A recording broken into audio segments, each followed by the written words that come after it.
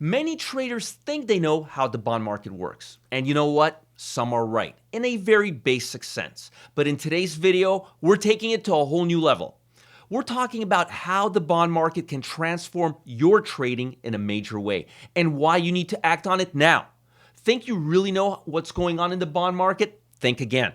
Today, not only will you learn about bonds, but also how to complement them with stock trades that could turn every $100 into $36,650.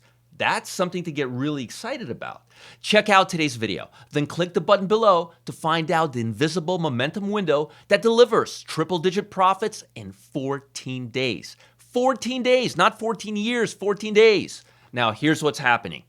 All right, we're in the lab, and we're going to talk about how the bond market works. Now, again, let me get into basics.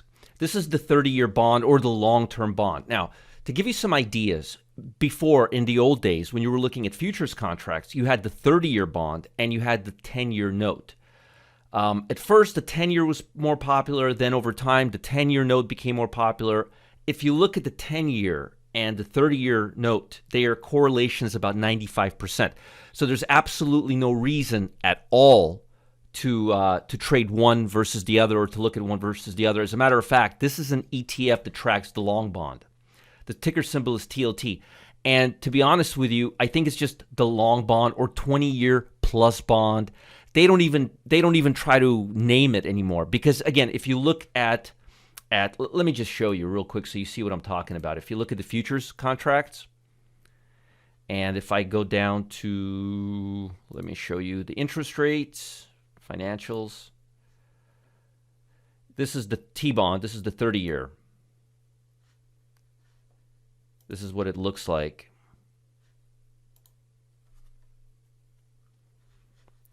Right here, notice that, and then look at the TLT. Same thing. And again, I'll just show you in case you don't take my word for it. Let me show you the 10-year here. I know I'm taking a lot of time, but I want to do this because I want you to see that the 10-year and the 30-year are the same before we get into this discussion. And that's the 10-year. All right. So as you can see, the correlation between the 10-year and the 30-year is like 99.5%, and they're both correlated to the TLT, which is the ETF that tracks bonds. Now, why are we talking about this? Well, you probably know, if you know something about bonds, then you probably know when interest rates go down, bonds go up. Interest rates and bonds have an inverse correlation. So if interest rates drop from 3% to 2%, you're going to see an increase in bonds, just like you're seeing now because we've been seeing interest rates go down. The Fed started talking about, this is weekly data, and the Fed started talking about decreasing or lowering interest rates right around here. Let's see here. About the same time a year ago, give or take, when the whole China thing started to really get out of hand. And we've been going straight up, up, up. And just recently, we've been coming down. That's the weekly data. So there's an inverse correlation. There's a negative correlation between bonds and interest rates. Lower interest rates go, higher bonds go. Higher interest rates go, lower bonds go. It's just a very direct inverse correlation. Now, what does that have to do with the stock market? How is it going to help you make money? And what does it have to do with any of 10-year, 30-year, TLT? Be patient. I'll get to all the good stuff. So TLT, as I said, tracks the long bond futures. In the old days, when I was trading, when I was walking through the snow to get to school, no.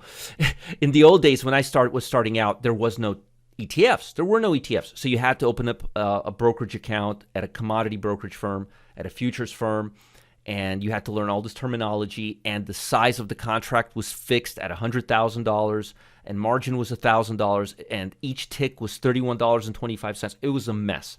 But now you got this TLT. You got others, but TLT is the most liquid and popular one. So now you have this asset that you could trade at the same broker that you would trade Tesla or Netflix or Amazon or Apple and so forth. And this gives you a direct correlation to the bond market. So this is really great. So how can this help you make money? Well, Here's what you need to know.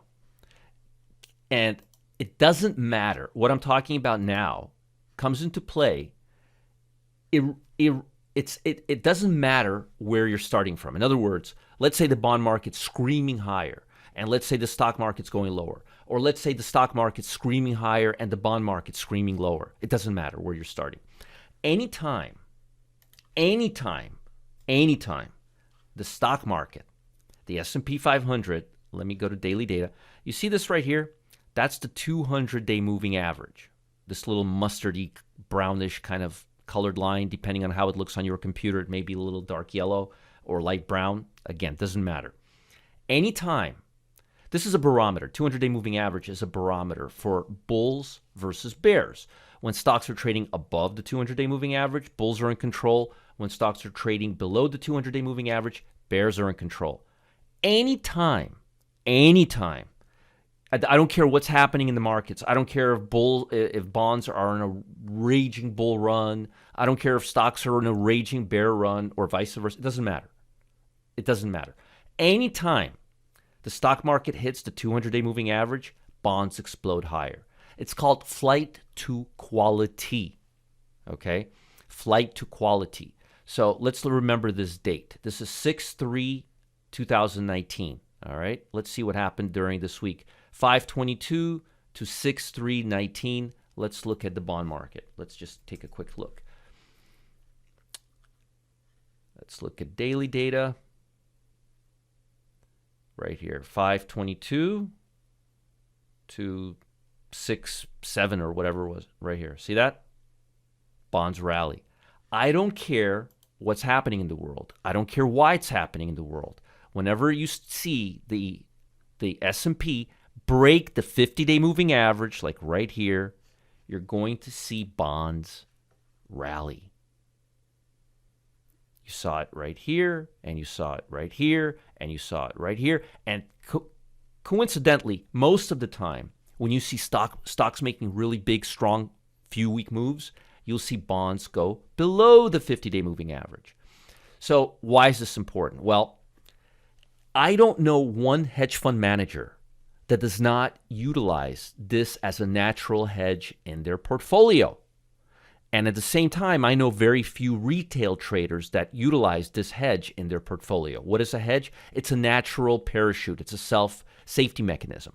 Why would you use stop losses to manage risk if you can use bonds? Think about it. All right, I think I've given enough information away. So in this little tutorial, we've learned that bonds and interest rates have an inverse correlation. I've explained that anytime, no matter whether we're in a bull market, bear market, no matter when stocks reach for the 50-day moving average and cross it down to the 200-day moving average and begin heading down like they're in a bear market and volatility picks up and everybody's in panic mode, bonds rally, they rise, they move up. So it would be foolish of you not to include bonds in your portfolio. It would be foolish. So that's very, very important, and I hope that helps. So how are we using the most boring stocks on earth to pay over 176% every 2 weeks? No, not every 2 years, every 2 weeks.